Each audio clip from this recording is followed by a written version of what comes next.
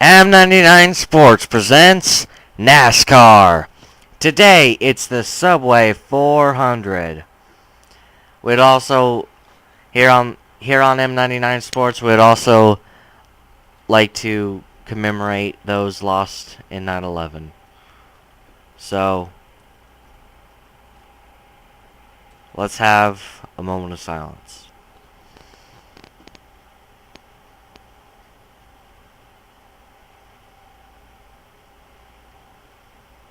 All right. Now that we have the moment of silence and everything, now this time we finished 19th in the Daytona 500. Let's see what we can do at Rockingham. Now, for me, this is not one of my best tracks. Um, you know, basically, what I'm gonna do is I am going to take one of my previous setups, like my Texas. I've decided to do this because I realize that my setups are somewhat crap. But I'm gonna tweak it as we go along, guys.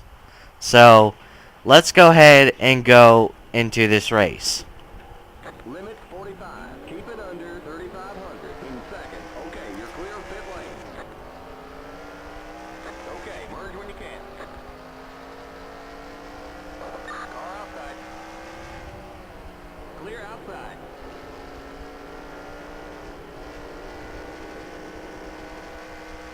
Holy crap, this setup is awesome.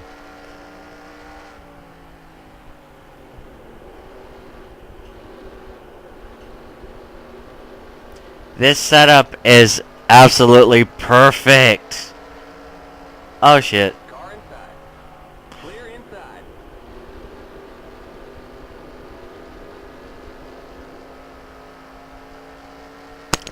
Okay.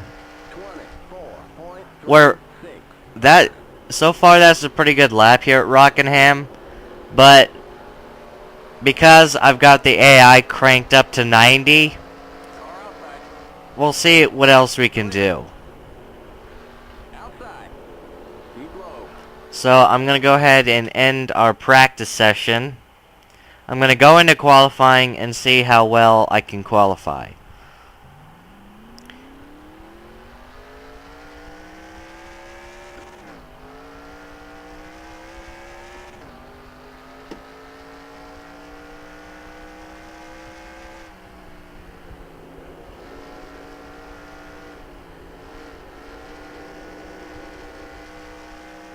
Okay, here comes your first time lap.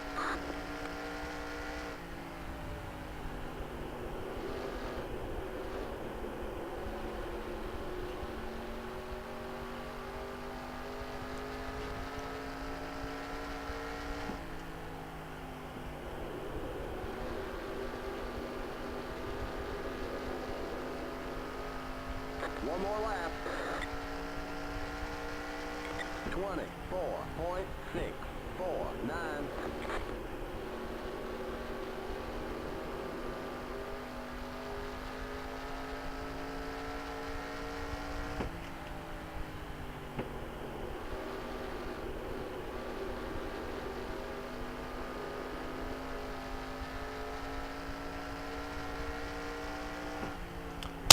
Alright, we nabbed that pole. Hell yeah, we got the pole. So let's go ahead and go into this race. Drivers, start your engines!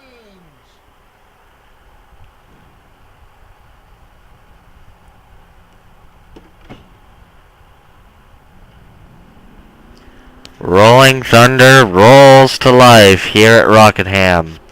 And it is it's a clear day, about 61 degrees, so not bad. Still, I just wonder, like, if this track is used anymore, because, I mean, the last time it was used was in 2004. It was this like, I guess you could call it the spring race, even though it wasn't spring yet, so the winter race, I guess. Get ready now. Going green. But let me get ready for the start, and then we'll talk more. 8 cars in.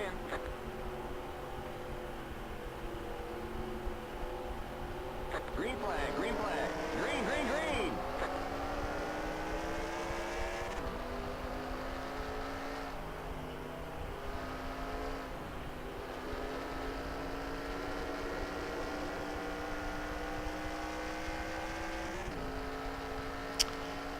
Alright, boys. We walked away from that. Here to lead my first lap of the season. 26.240. However, with my setup, you need to apply brake, so...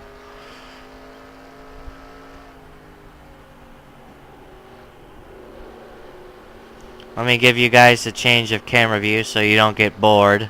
Because I know I seem to, often, you know, it gets boring.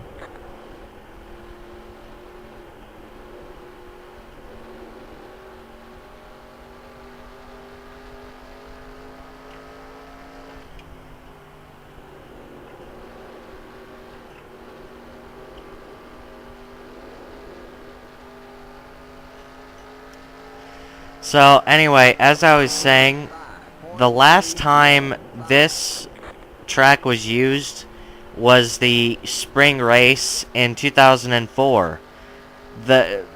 However, the last fall race included, like, it was, you know, the last two Winston Cup races before it became the Nextel Cup.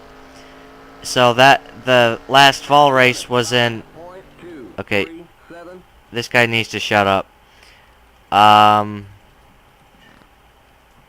Anyway, the last time, you know, like, I've seen some, like, updated tracks for it, but I guess you can't really see much because, you know, most people, when they go to NASCAR, they think of, like, the Cup Series. They don't really give mind to the Truck Series or any of that. So I think, you know, that this track isn't really showed. And this track was actually, like, it had very poor attendance. You know, nobody really came to it. Whereas, you know, Daytona, the race before, you know, hell, in 2004, it had, like 200,000 people there at that one track. And even today, 10 years later, I know back in February they were making extra grandstands for more fans, so Daytona's a really big hot spot. But I know most people are gonna hate me for this, but I just wonder what it would be like if they ran Daytona the last race of the schedule instead of having it be the first. I mean, just think, you know, you could still have Daytona at the top of the list, just not be the 500. Just have it be like the Pepsi 400, you know. By the way, or the Coke Zero 400, you know. It's, you know, because it would be like it's the last race of the season and the most important, you know, because whoever, like, if it was like 2011 where you had to win the race in order to grab the championship, you would basically, what you would do is basically you would win the most, like, wanted race win, or how should I say it, the most important race of the season, and you would have the, you know, the Daytona trophy, and you would have the Sprint Cup championship thing. But, you know, that's my little view on it. And, you know, mostly NASCAR, I'm not gonna lie, I haven't really watched a whole lot of NASCAR lately. However, since NASCAR videos are everywhere on YouTube, you know, and they have like old races from like the 1980s, some of the 1980s, and some of that, you know, especially ones from the early 2000s, which they are actually quite good. I mean, Daytona and Talladega were very good back in those type of days. However, when the car tomorrow and the Gen 6 car came into play, it's like they had to tweak them in order to make them more exciting. Because I'm not gonna lie, I have watched like the last two 500s. And I'm not gonna lie, 2013 was boring as hell to watch. I mean, they had to tweak it, my guess, to make it more exciting for this year in 2014. But actually, next to pack racing, one of my favorite types of racing is the two-car tandem. And I know what everybody's going to say, you know, but it's exciting to see how fast you can back up and how fast you can go back to the front. You know, and there still was the big one, you know. So, you know, for people who enjoy the wrecks in NASCAR, there still was the big one in the two-car tandem. But, you know, I remember, you know, as the two-car tandem is exciting, you can't argue with pack racing. It's friggin' awesome. And it just kind of, like, wonder, like, with pack racing, it's adrenaline rushed, and it's very exciting, but when, like, when you're in a two-car tandem, you're going, like, you know, and that year they had repaved Daytona. Daytona was a fresh track surface, because it had, like, a pothole in it the year before, which is another topic I'll get to, but, you know, I just gotta admit, you know, it can also be pretty, you know, pretty fun to talk to the driver on your radio, you know, as DW calls it, co-opetition, where you work with the guy who is your enemy, your frenemy, to be precise. So you work with them, and, like, you know, I remember watching, like, the last few laps of the 2011 Daytona 500, and it was, you know, quite, you know, it was quite great seeing Trevor win his first, you know, win a Daytona 500, and it's, you know, it was great to see the Wood brothers back in victory lane, because, you know, it's been a while. Anyway, and to what I was thinking, like, with, like, the COT and the old Daytona surface,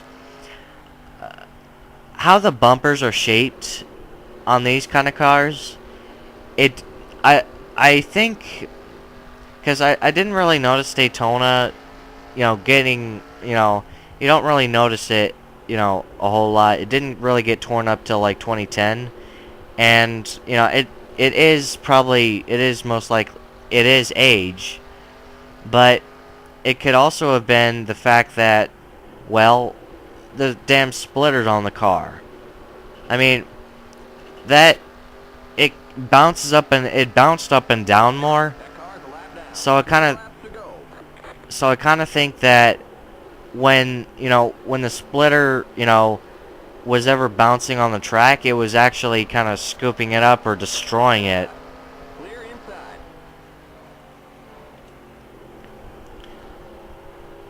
Inside. Because, you know, you didn't see that till 2010, and I'm not gonna lie, the COT was not a very good. I mean, it kept the driver safe, yes, but it was not very exciting racing. And besides, I didn't really like the sound of them. It sounded more bassy than like the high pitched whine of these Nextel Cup cars, you know. And, it just kind of seems that whenever, I do really like these kind of cars because, it's basically the default cars that come with the game. Speaking of, like, the game and stuff with, like, mods, I've gotten the COT 2007 and 2008 to work. By the way, I'll leave the site down in the description for you guys to check it out on the Pickaxe Nation. Oh, we're getting kind of squirrely there. Let's check our tires. Yeah, we're kind of losing them.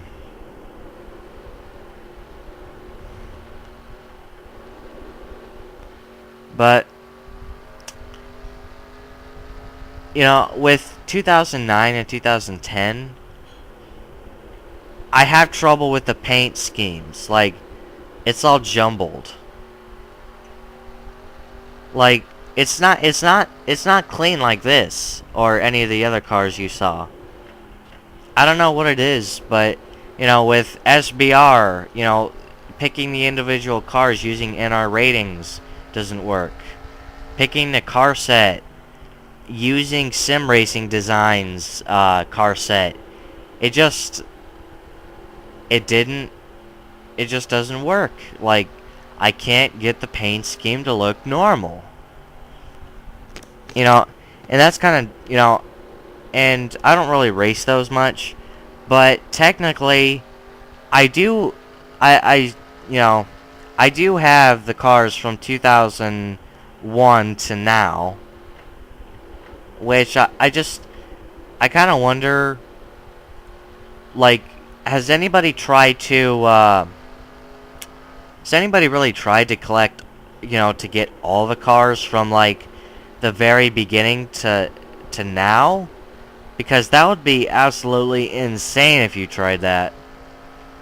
But truth be told, I like the fact that you get to customize your car, but when this was, created, this was originally my brother's car, and it didn't really, it was used by Photoshop in a, like, kind of a pro, like, painter, because my dad's car, he used to play this game and he used to be in a series. So he like, when this car was made, it was in my brother's name. It wasn't in mine. That doesn't become until like, what I like to call the 2006-2007 era NASCAR.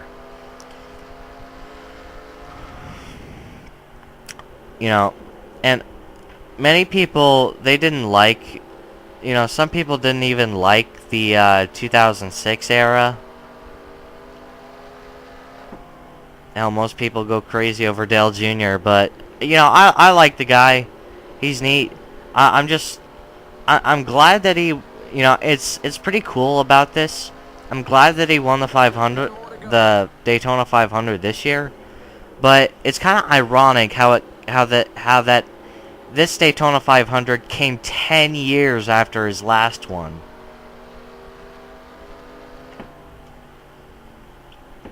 Okay. Okay, dude, are you gonna stay behind me, or are you gonna pass me?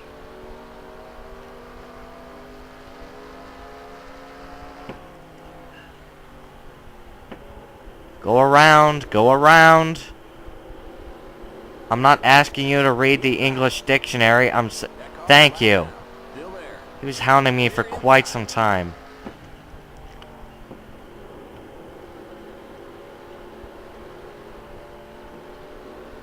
But, my tires are kind of slipping, so yeah, they're in the yellow.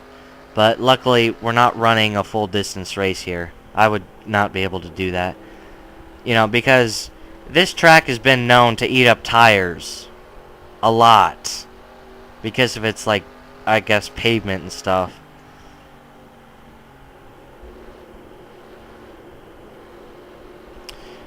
I mean, whoa, loosey goosey. I gotta hunt the car down because it could get loose on me and it could take us out and make us even lower in points. So we got to be careful on that. But you know, it's like I said, it's ironic that it came 10 years after his like initial victory. And Michael Waltrip even asked him, "Is this better than the win 10 years ago?" And Junior said yes, because with Junior and everything that he's been through, like it was about time for him to have another win. And he's actually gotten multiple wins this season, which hasn't been the case in like 10 years. Just 5 more to go. But, in other news, this has been out for a while, but this could be a thing. Like, Jeff Gordon could be retiring sometime soon. And, to all those, Gordon fans out there, I apologize for this, no offense to any Gordon fans, but he's an old guy now. He's apparently Dave Blaney suffered from a tire issue, which is common here. It's not uncommon. But my lap times are starting to fall down by 2 seconds.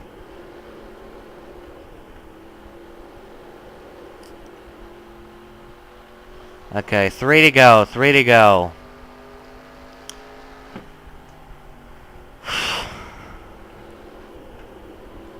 After, and with Michael Waltrip and all, I think he ran the restrictor plate tracks. He actually ran pretty good with those cars. Just 2 to go. But Mikey has had a lot of trouble in his career, actually starting with September of 2003. In fact, 2001 and 2002 were his safe years, because Mikey, throughout his entire when I watched the documentary on Last lap. You the man. remembering Dale Earnhardt, they said that in his 16-year, he had never won a race in 16 year in his 16-year career. Okay, and it's just kind of nuts that you can go 462 times and never win a race. All right, guys, we won the race. Woohoo! You won. See you in victory lane. 10-4, buddy. 10-4.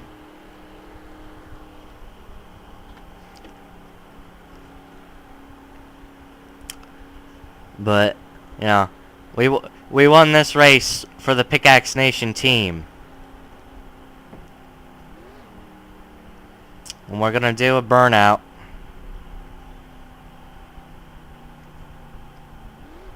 to commemorate this win. And this burnout is for the win. Get it for the win? Heh. The race is over. Come on in.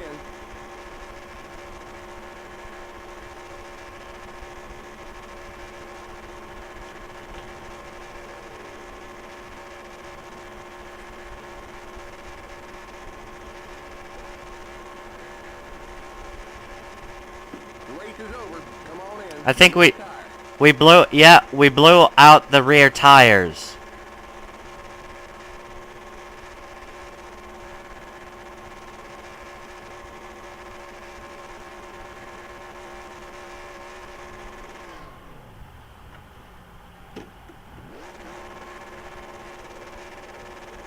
The race is over. Come on in. You blew a tire. The race is over. Come on in. Alright. I want to thank you guys for watching this race. Our results for the standings: Dave Blaney blew a tire, got him out.